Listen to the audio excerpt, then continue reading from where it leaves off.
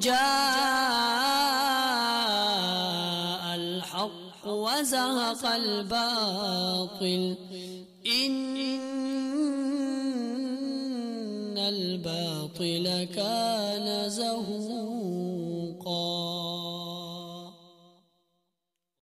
بسم اللہ الرحمن الرحیم۔ السلام علیکم ورحمۃ اللہ وبرکاتہ۔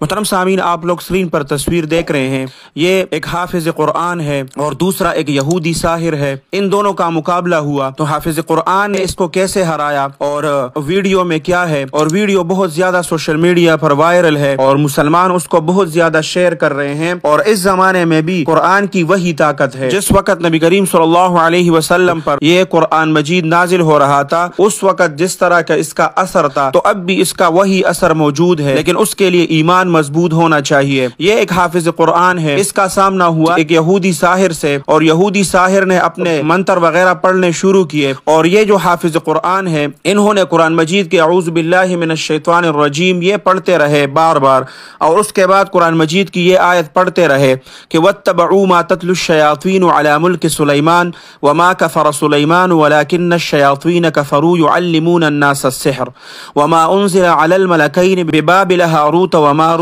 وَمَا يُعَلِّمَانِ مِنْ أَحَدٍ حَتَّى يَقُولَا إِنَّمَا نَحْنُ فِتْنَةٌ فَلَا تَكْفُرْ فَيَتَعَلَّمُونَ مِنْهُمَا مَا يُفَرِّقُونَ بِهِ بَيْنَ الْمَرْءِ وَزَوْجِهِ وَمَا هُمْ بِضَارِّينَ بِهِ مِنْ أَحَدٍ إِلَّا بِإِذْنِ اللَّهِ وَيَتَعَلَّمُونَ مَا يَضُرُّهُمْ وَلَا يَنفَعُهُمْ وَلَقَدْ عَلِمُوا لَمَنِ اشْتَرَاهُ مَا لَهُ فِي الْآخِرَةِ مِنْ خَلَاقٍ وَلَبِئْسَ مَا شَرَوْا بِهِ أَنفُسَهُمْ لَوْ كَانُوا يَعْلَمُونَ۔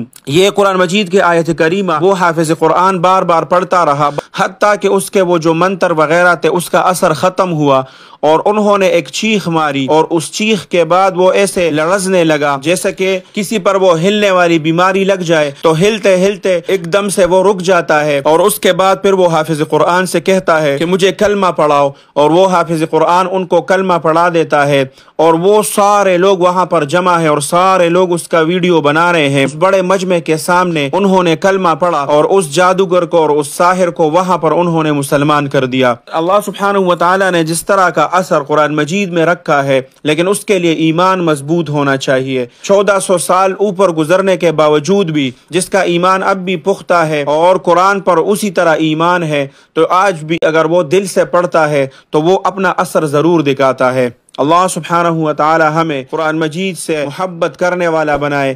اللہ سبحانہ وتعالی ہمیں قرآن مجید اور نبی کریم صلی اللہ علیہ وسلم کے حدیث مبارکہ پر پکا ایمان رکھنے والے بنائے۔ اللہ سبحانہ وتعالی آپ سب کو اپنے حفظ اور امان میں رکھے، اپنے خصوصی دعاؤں میں یاد رکھے۔ السلام علیکم ورحمۃ اللہ وبرکاتہ۔